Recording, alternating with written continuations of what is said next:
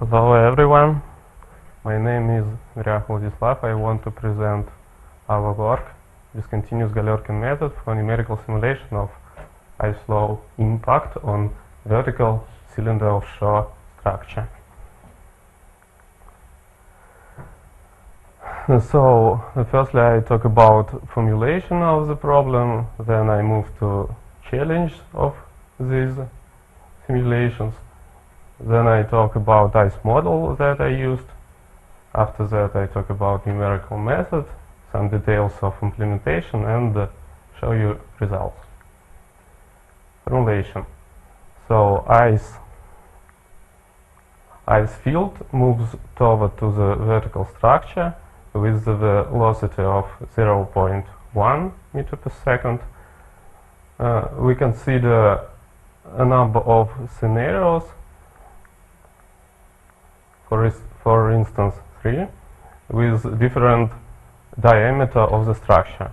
The thickness of the ice field is the same, is 2 meters. We assume that structure is rigid and fixed, and the ice field is deformable and movable.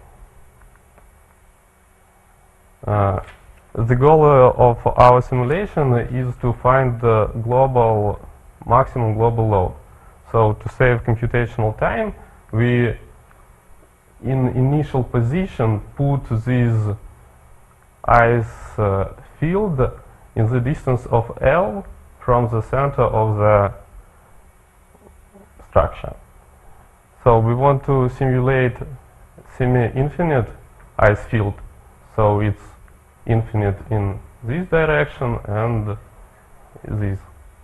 For this purpose we set free boundary condition on the top and the bottom of ice field and on the front side.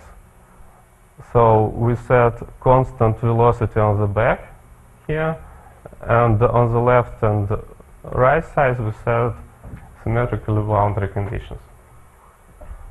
On the road of numerical modeling of this problem, we have a number of unsolved issues and challenges. So some of them are related to ice model. The first one that scale effect. The next one is the ice has a heterogeneity. So ice is anisotropic. Sea ice is multi-layered, and each layer has its own mechanical and phase parameters. So, and the existence of several speed regimes. At low speed ice is plastic, and at high speed it's brittle. And some issues related to numerical simulation. So it's a simultaneous presence of different failure modes.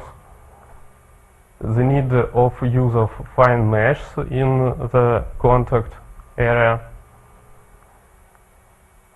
So because of ice field has velocities of order of 0.1 meters per second, and commonly we use explicit schemes of time integration, it's necessary to calculate over the millions of time steps.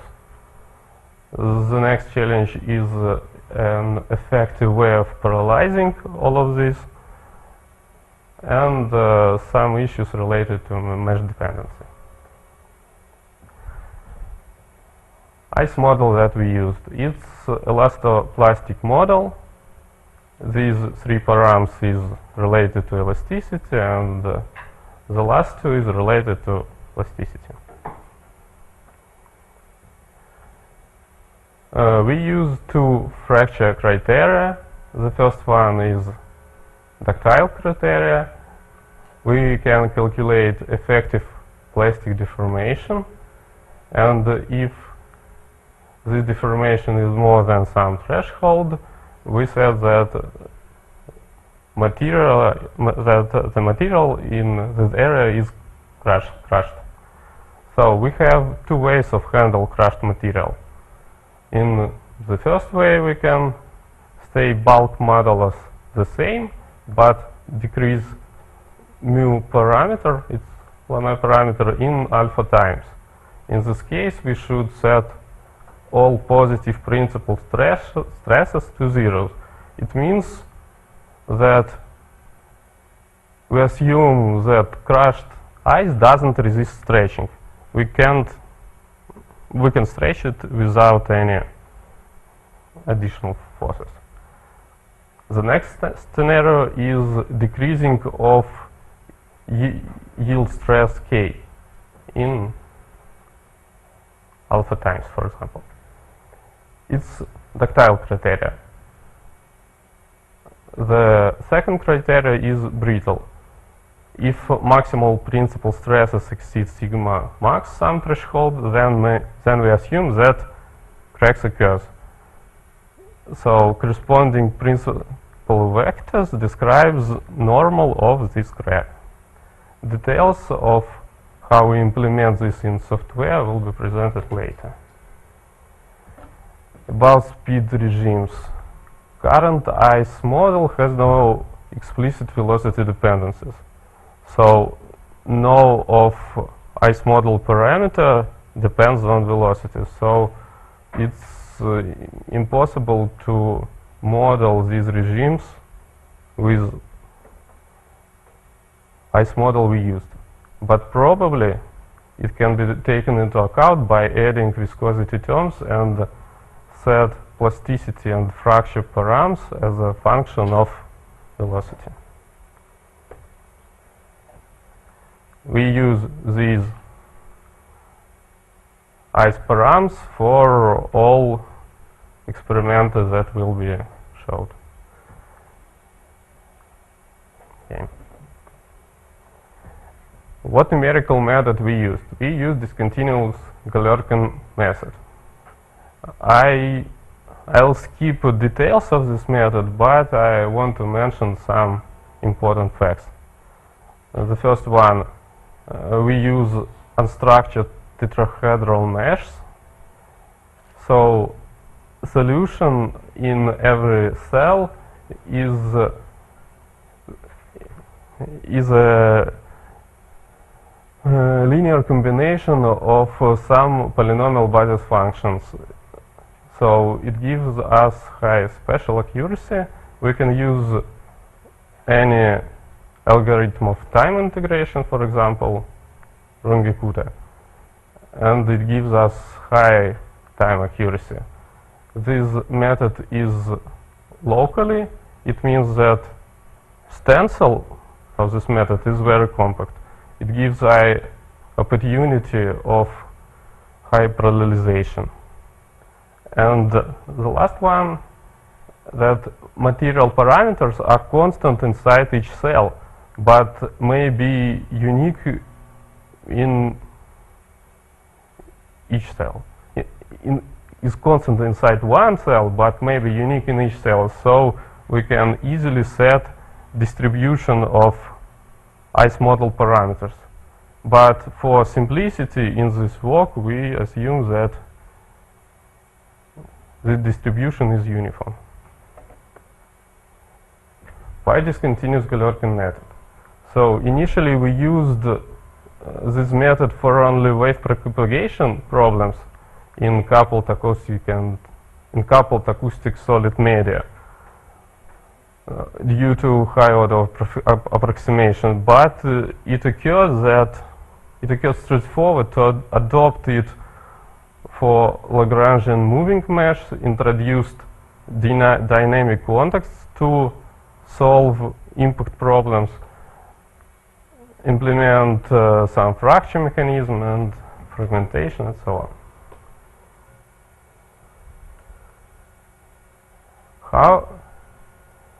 How we implement fracture mechanism in our code? For ductile criteria, it's straightforward. We have to compute effective plastic deformations and compare it with threshold. And after that, do step mentioned above. But for brittle, criteria, we do the following steps. We for each cell we compute average tension and check if principal stress of this tension is more than threshold. So if yes, then some crack is presented. In common case, plane of this crack doesn't coincide with some existed phase. So we choose the closest phase. So the phase with similar normal. Of course, maybe it's better will be to rebuild mesh in this area, but it's very computationally expensive operation. So we decided to do in such way.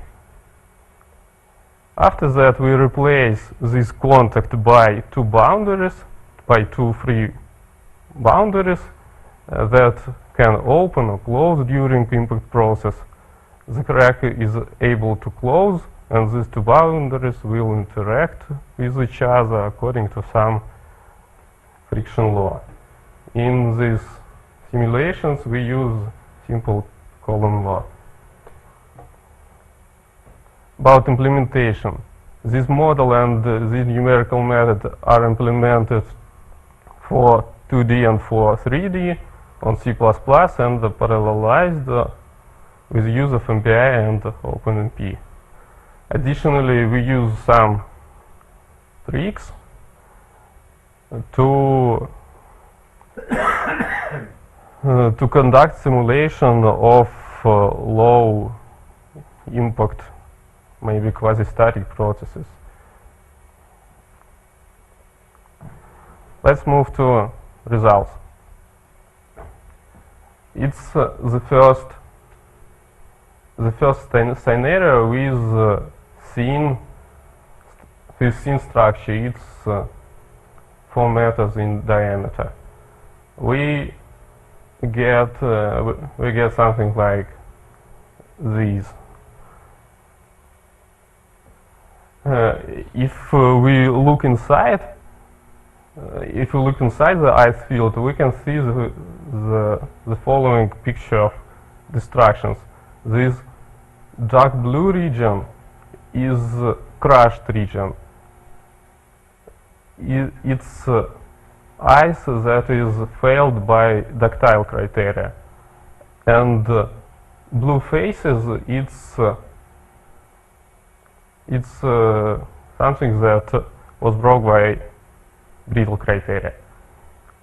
So this crack is exactly in the middle of the ice, and it's look like cleavage crack. In the next scenario, the diameter of the structure is wider, it's 20 meters. In this scenario, picture of destruction is not the same. We can see 3 radial cracks.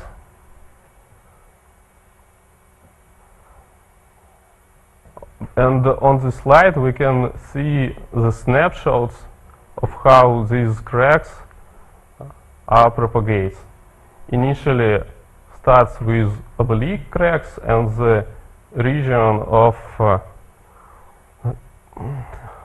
crushed ice. After that, these cracks propagates in these directions, and in some moment middle vertical crack was initiated, and this area of initiation is in a distance from the structure, as was mentioned yesterday in the last presentation. So, and after that, these cracks begin to grow down.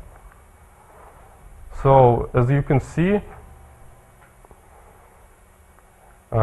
our formulation is fully symmetric, but the result is a bit unsymmetric. So it's because of we propagate cracks only along faces of the actually random unstructured mesh. Maybe it's limitation. This slide demonstrates why cracking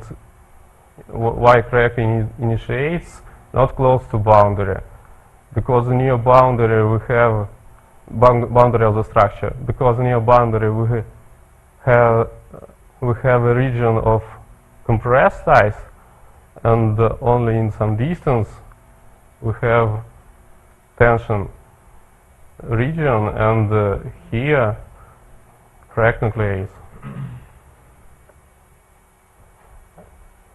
And the last scenario is when diameter of the structure is very big, it's hundreds of meters, and in this case we can see something like buckling near the wall of structure.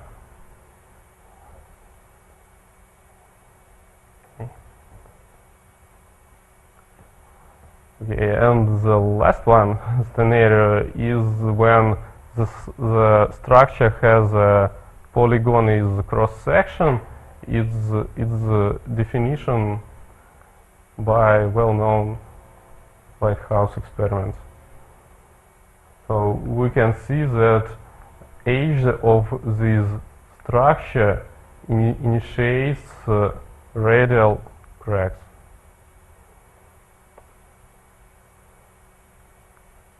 It's quite about lighthouse too. I want to mention that all of these simulations are done by the same ice model with the same params, and only diameter varies, and we get different fracture modes automatically.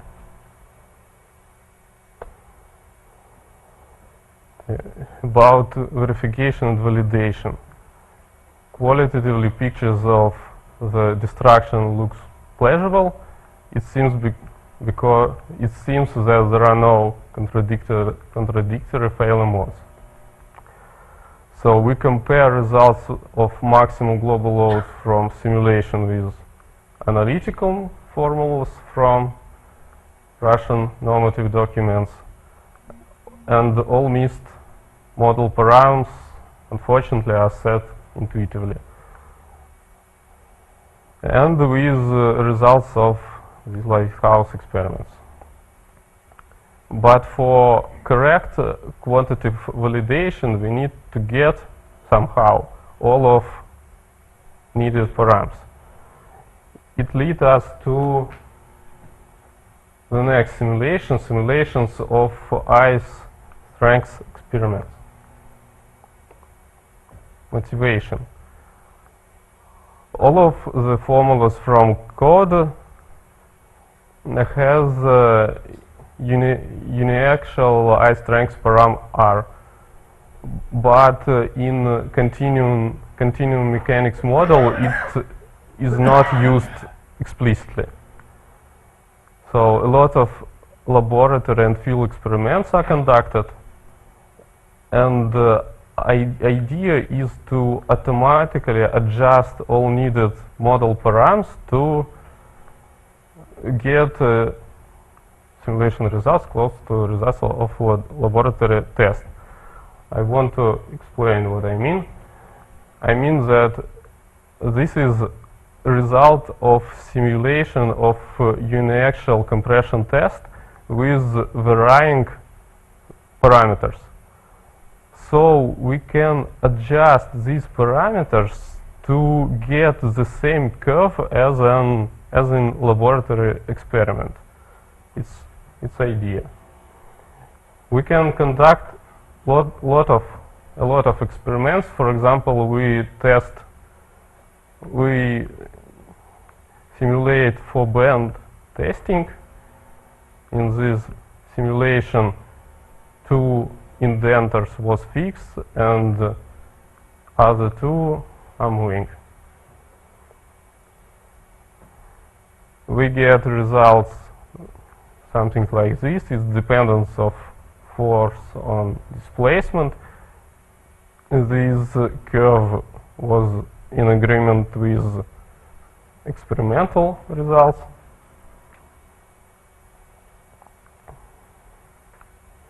On this picture we can see stresses before and after formation of fracture.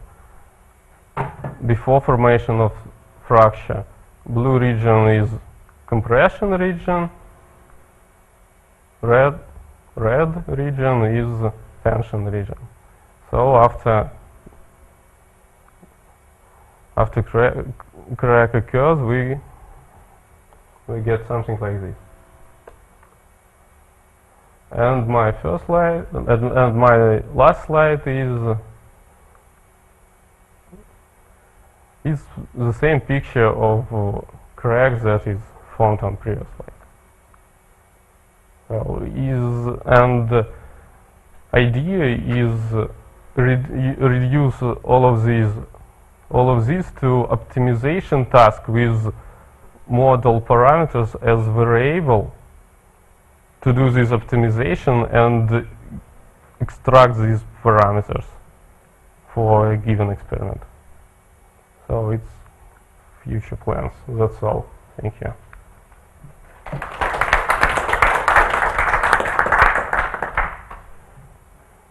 Any questions? You said that you considered ice to be an elastic plastic body. So what's the meaning of viscosity which you introduced into your model? What is about viscosity? Why did you use viscosity in your model when you said that the body is elastic plastic? There is no viscosity in plasticity.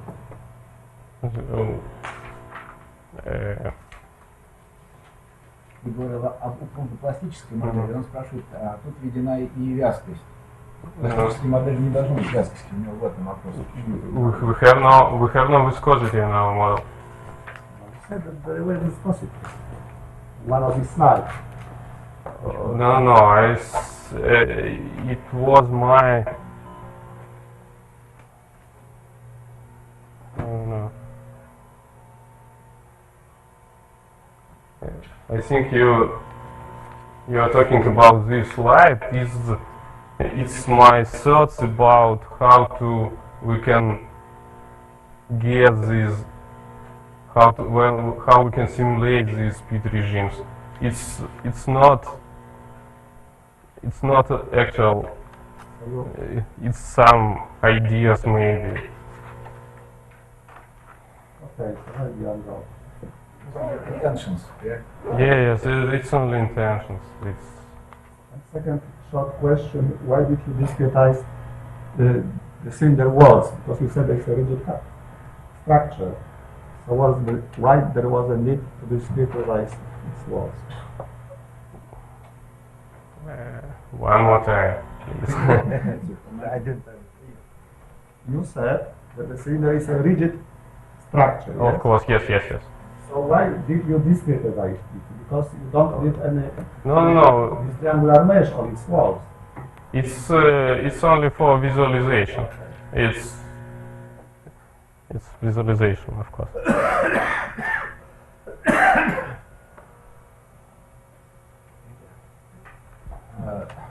Maybe two questions and comments. What about the smallest size of the broken piece of ice in your model? Is that one element? Yes, it's the size of cell. And so you can take into account the motion displacement of every separate element in your model. Okay, fine. And one comment maybe. I think that it is wrong to try to adjust the results of your computations with any structural codes formulas, because in structural codes they are trying to give formulas suitable for estimates of extreme loads possible one time during 100 years and etc. So a number of empirical factors is in those formula, and so one your separate calculation result, do not be in relation to that result. If you introduce some random quantities, then after repetition a lot of time, maybe you can go to that. Yeah, and it is very fruitful idea to compare with ordinary tests for compression, maybe for bending, and for other some quite similar experiments, because it could help to adjust your parameters of your model. Okay, idea was to check, only to check that I get result, okay, of the same order that we can get from code. One last question? It certainly looks like for simple mechanical testing, you're getting very good results, and you seem to be getting very good results for the general response of the ice cover. My suspicion, though, is that in your direct contact pressure patterns and pressure levels, that you didn't seem to be getting the kinds of patterns that I've seen in contact tests. Did you have, like, you often get local pressure patterns that are like up to 50 megapascals on small branching patterns of local contact. You didn't seem to get that in your results. The direct contact pressures. I think that contact pressure, like Seemed quite smooth. like this, something Yeah. random. It in all of numerical simulations with of such type is only due to mesh cells. It's not conducts any physical ideas. It's only numerical results. You say force here, but is that pressure, or, I mean, pressure, force per unit area or something, or what is it? No. Okay. It's a wrong name. It's component.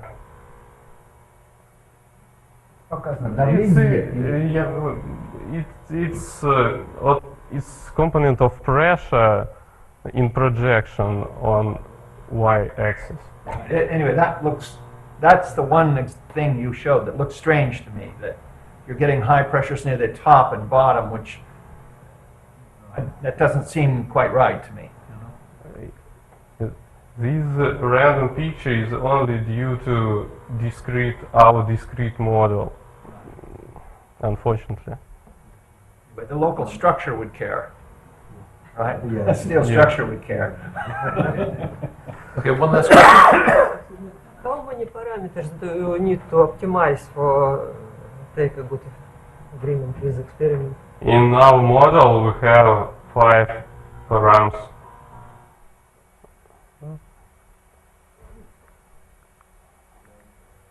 So it's elasticity params and plasticity params. Okay, the ultimate question, yes. Very last question. Is there something particular about ice in your model? It looks like it can be applied to any materials, including metals, plastic, other things. Yeah, Yes. look like this, but we can adjust these values, particularly to ice. Yes. Let's conclude here.